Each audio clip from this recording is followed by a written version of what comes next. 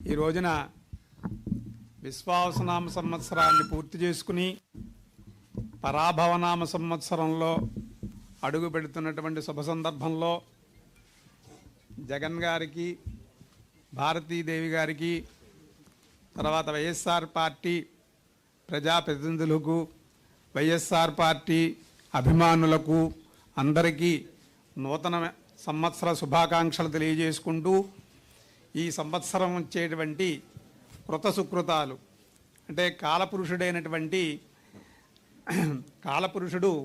ఒక 60 సంవత్సరాలు ప్రభావలగాయతూ క్షయ వరకు ఉన్నటువంటి 60 సంవత్సరాలను ప్రతి సంవత్సరము ఒక సంవత్సరం ఒక చొక్కా పూర్తి చేసుకుని ఇంకో చొక్కా కట్టుకున్నట్లుగా చైత్రమాసం దగ్గర నుంచి ఫాల్గుణ మాసం వరకు ఉండేటువంటి 12 మాసాలు పూర్తి చేసుకుని ఈవేళ ఉగాది అనేటువంటి రోజున ఈ పరాభవనామ సంవత్సరంలో అడుగుపెడుతున్నటువంటి శుభ సందర్భంలో అచింత్యావ్యక్త రూపాయ నిర్గుణాయ గుణాత్మనే సమస్త జగదాధార మూర్తయే బ్రహ్మణే నమః. ప్రతి వ్యక్తికి కూడా వారి వారి వృత్తిని అనుసరించి వారికి ఒక దైవము అనేది ఏర్పడుతూ ఉంటారు. కుమ్మరికి మట్టి ఏ రకంగా దైవమో మాకు 1, 2, 3, 4 అనేటువంటి అంకెలు ఆ రకమైనటువంటి దైవస్వరూపంగా మేము భావిస్తూ ఉంటాం. కాబట్టి ఆ కాలస్వరూపుడికి మాకు అవిచ్ఛిన్నంగా ఈ పంచాంగం నాది 400 సంవత్సరాల నుంచి జరుగుతోందండి. అంచేత అవిచ్ఛిన్నంగా కొనసాగాలని ముందుగా భగవంతుని ప్రార్థించుకుంటున్నాను. తర్వాత లంబోదరాంగ్రిద్వయమంబుజశ్రీ సర్వస్వహార్యన్వహమర్చయామః యదర్చయా బ్రహ్మముఖామరేజ నిరంతరాయం సఫలీకృతార్థా. నిరంతరాయంగా ఆ లంబోదరైనటువంటి గణాధిపతి ఏ రకమైనటువంటి విఘ్నాలు మా కుటుంబానికి కలిగించకుండా ఈ పంచాంగాన్ని ముందుకు తీసుకెళ్లాలని, మీ అందరికీ ఈ విధంగా పంచాంగం శ్రవణం యొక్క ఫలితాలని మీ అందరికీ భగవంతుడు కాలస్వరూపుడు ప్రసాదించాలని ప్రార్థించుకుంటూ, అలా పంచాంగ శ్రవణం ఎందుకు వినాలయ్యా అంటే తిజేశ్చ శ్రీకళ్యాణ గుణావహం రిపుహరం దుస్వప్న దోషాపహం గంగాస్నాన ఫలం గంగాస్నాన విశేష పుణ్యఫలదం గోదాన తుల్యం రుణం. అనేకమైనటువంటి విశేషమైనటువంటి ఫలితాలు ఈ పంచాంగ శ్రవణం వినడం వల్ల. పంచాంగ శ్రవణాన్ని ఎక్కడి నుంచి ఎక్కడి దాకా వినాలి అంటే బ్రహ్మగారి సృష్టి ఏ రోజున, ఈ రోజు బ్రహ్మగారి సృష్టికి ఎన్ని రోజులు పూర్తయ్యాయి అనేటువంటి దాని దగ్గర నుంచి ప్రారంభించి చిగురు దాకా ఉన్నటువంటి, అంటే ఈ సంవత్సరంలో ఉండేటువంటి ప్రకృతి వైపరీత్యాలు ఏమిటి, ఈ సంవత్సరంలో ఉండేటువంటి గోచార ఫలితాలు ఏమిటి అనేవి పూర్తయ్యే వరకు ఎవరైతే వింటారో వాళ్ళందరికీ కూడా ఈ సంవత్సరం విశేషమైనటువంటి ఫలితాలు ఏర్పడతాయి అని చెప్పేసి. అయితే దీనికి కొన్ని విధానాలు కూడా చెప్పారు. ఆ విధానాలు ఏంటి అంటే బ్రాహ్మీ ముహూర్త ఉత్థాయ దంతధావన పూర్వకం.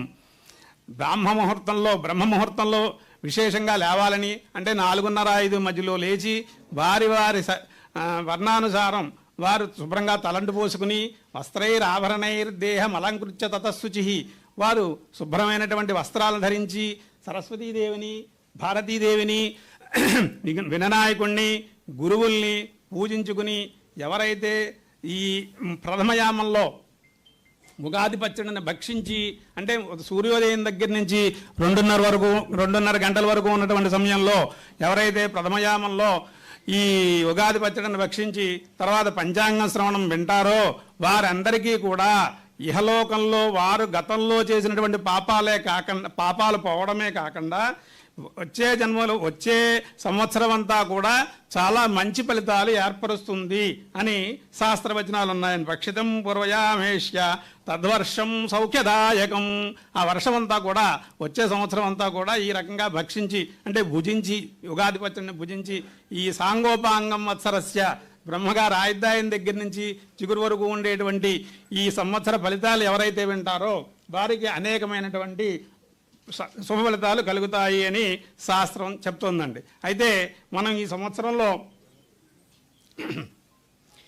మన భారతదేశంలో ప్రధానంగా ఆంధ్రప్రదేశ్లో సౌరమానము చాంద్రమానము కలిపినటువంటి సౌర చాంద్ర సమ్మిళితమైనటువంటి చాంద్రమానాన్ని మన ఆంధ్రప్రదేశ్లో మనం ముఖ్యంగా గ్రహిస్తూ ఉంటాం.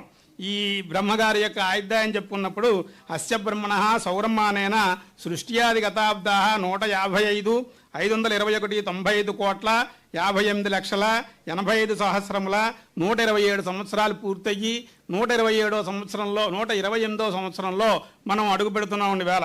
అంతేకాకుండా వైవస్వతమనంతరంలో 27 మహాయుగాలు గతించి కలియుగంలో 51:27 పూర్తి చేసుకుని 51:28వ సంవత్సరంలో మనం అడుగు పెడుతున్నాం. అయితే ప్రభవలగాయతూ ఉన్నటువంటి సంవత్సరాలు 39 సంవత్సరాలు పూర్తయ్యేయండి. 40వ సంవత్సరంలో ఇవాళ అడుగు పెడుతున్నాం. అదేవిధంగా శాలివాహన రకంగా కూడా మనం సంవత్సర గణితాన్ని చేస్తూ ఉంటాం. ఆ రకంగా చేసినప్పుడు 1948 సంవత్సరాలు పూర్తయ్యి 1949వ సంవత్సరంలో మనం అడుగు పెడుతున్నాం. ఇది సూక్ష్మంగా గడిచినటువంటి ఇప్పటి వరకు ఉన్నటువంటి బ్రహ్మగారి యొక్క వైవస్వత మనవంతరంలో జరుగుతున్నటువంటి రోజుల యొక్క వివరాలను మనం తెలియజేసుకున్నాం. ఈవేళ మనం సహజంగా అదాస్మిన్ దేశే లోక వ్యవహారాబ్దే చాంద్రమానాబ్దో గ్రాహ్య అన్నాం. ఈ చాంద్రమానంలో దీనికి పరాభవనామ సంవత్సరము అని పేరండి. బారహస్పత్యమానంలో ఈ సంవత్సరానికి రౌద్రనామ సంవత్సరము అని పేరు. అంటే కాశీ దగ్గర నుంచి మిగిలినటువంటి అన్ని ప్రాంతాల్లోనూ వాళ్ళు బారహస్పత్యమానం కొలుస్తారు. మనం చాంద్రమానాన్ని సౌర చాంద్ర సమ్మిళితమైనటువంటి చాంద్రమానాన్ని మనం గ్రహిస్తూ ఉంటాం. ఈ చాంద్రమానం చేత ఈ సంవత్సరానికి పరాభవనామ సంవత్సరము అని పేరు. ఈ సంవత్సరానికి విశ్వే దేవత అధిపతి అయినటువంటి అష్టమయుగం నడుస్తోందండి ఇప్పుడు. దీనికి రుద్రదేవతాకుడు అయినటువంటి ఈశ్వరుడు ఇదావత్సరము అనేటువంటి 5వ వత్సరం జరుగుతోంది. ఈ వత్సరంలో రజిత దానం చేసినట్లయితే మహాపుణ్యప్రదము అని వాక్యం. అదేవిధంగా విష్ణు ధర్మోత్తరంలో స్వల్పోదకం పంచమమబ్దయుక్తం అంటే సామాన్యమైనటువంటి మధ్యమ వర్షాలు పడతాయి. శస్త్రాల చేత అగ్ని చేత ద్విజులకు కొంత భయకరంగా ఉంటుంది అని వరాహ సంహిత యొక్క సారాంశం. అయితే ఈ విధంగా ఉన్నప్పటికీ కూడా ఈ సంవత్సరంలో పౌషమాసాబ్ద ఫలితంగా చూసినట్లయితే పౌషమాసాబ్దే సుఖినః సర్వే ద్విజాశ్చాద్వర తత్పరా నివృత్త వైరా రాజాను బహుసస్యార్ఘ వృష్టయ అని. అంటే ఏంటి, ప్రజలందరూ కూడా సుఖంగా ఉంటారు, వైర స్వభావం లేకుండా రాజులు పరిపాలన చేస్తారు, భూమి అంతా కూడా మంచి ధరవరలతో నిండి ఉంటుంది అని పౌషమాసాబ్ద ఫలితంగా మనం చెప్పుకోవడానికి అవకాశం ఉంది. ఈ రౌద్రనామ సంవత్సరం ప్రకారం చూసుకున్నట్లయితే ఇది కొద్దిగా వినాశనాన్ని ఏర్పరిచేటువంటి సంవత్సరంగా మనం దీన్ని గ్రహించుకోవాల్సి వచ్చింది. అయితే ఈవేళ గురువారం అవడం చేత మనకి ఈ సంవత్సరానికి గురుడు అధిపతిగా అయ్యాడు. సంవత్సరానికి మనకి గురువారం నాడు మనం ఈ సంవత్సరాలు చేసుకుంటున్నాం కాబట్టి మనకి గురుడు అధిపతి అయ్యాడు. ఈ గురుడు అధిపతి అవ్వడం వల్ల ద్విజాతయ కర్మరత స్వధర్మగా సర్మార్గగా సుభిక్షమారోగ్య సుఖే ప్రజానాం సువృష్టిరబ్దాధిపతౌ సురేజ్యే. ఈ గురుడు కనుక రాజ్యాధిపతి అవ్వడం చేత ఈ సంవత్సరం అంతా కూడా ప్రజలందరూ వారి వారి ధర్మకార్యాల ముందు వారి వారి మతానుసారం వారి వారి ఇష్టానుసారం వాళ్ళు ధర్మకార్యాల మీద ఆసక్తిని కలిగి ఉంటారు. అంతేకాకుండా రాజులందరూ నీతిమంతులై పరిపాలన చేస్తారు. ప్రజలందరూ కూడా ఆరోగ్యంగాను సుఖంగాను సుభిక్షంగాను ఉంటారు అని మనకి ఈ పరాభవనామ సంవత్సరంలో రాజుగా గురుడు అధిపతి రావడం వల్ల వచ్చినటువంటి ఫలితం. అయితే మామూలుగా పరాభవనామ సంవత్సర ఫలితంగా మనం చెప్పుకున్నప్పుడు పరాభవనామ సంవత్సరానికి అర్థం ఏం చెప్పారయ్యా అంటే పరాభవాబ్దే రాజాన ప్రాప్నువంతి పరాభవం భవంతి క్షుద్రధాన్యాని ప్రభూతాని సువృష్టయ. పాలకులందరూ కూడా తరచుగా పరాభవానికి గురి కాబడుతూ ఉంటారు. చిరుధాన్యాలు విశేషంగా ఫలిస్తాయి. ఇది సువృష్టికరంగా ఉండేటువంటి సంవత్సరము అని పరాభవనామ సంవత్సరానికి ఫలితంగా మనకి శాస్త్రం చెప్తోంది. అయితే ఇక్కడ మనం అందరూ పరాభవం పొందేస్తారు అనేటువంటి భావన తప్పు. ఎవరైతే అహంకారము గర్వము స్వార్థము చూపుతారో వారు ఖచ్చితంగా పరాభవాన్ని పొందడానికి అవకాశం ఉంది. ఎవరైతే నిజాయితీగా ధర్మబద్ధంగా భగవంతుడి పట్ల పెద్దల పట్ల వినయంతో వ్యవహరించుకుంటారో వారికి ఈ పరాభవనామ సంవత్సరం విజయాల్ని 100% సూచిస్తుంది అని చెప్పవచ్చు.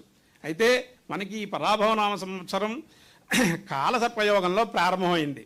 15వ తారీఖున కాలసర్పయోగం ప్రారంభమయ్యి జూలై 10వ తారీఖు వరకు కాలసర్పయోగం ఉండడం చేత ఈ పరాభవనామ సంవత్సరంలో ఈ ముందుగా కురిసేటువంటి వర్షాలు అతి ముందుగా కురవడం కానీ అవసరం లేని చోట కురవడం కానీ జరుగుతూ ఉంటాయి. తర్వాత కురిసేటువంటి వర్షాలు బాగానే ఉంటాయి. జూలై 10వ తారీఖు దాటిన తర్వాత కురిసేటువంటి వర్షాలన్నీ కూడా వ్యవసాయానికి అనుకూలంగా ఉంటూ, ముందుగా కురిసేటువంటి వర్షాలు మాత్రం కొద్దిగా అతిగా కురవడం కానీ అవసరం లేని చోట కురవడం, అవసరం ఉన్న చోట కురవకుండా ఉండడం, ఇది కాలసర్పయోగ ప్రభావంగా మనం చెప్పుకోవడానికి అవకాశం ఉందండి.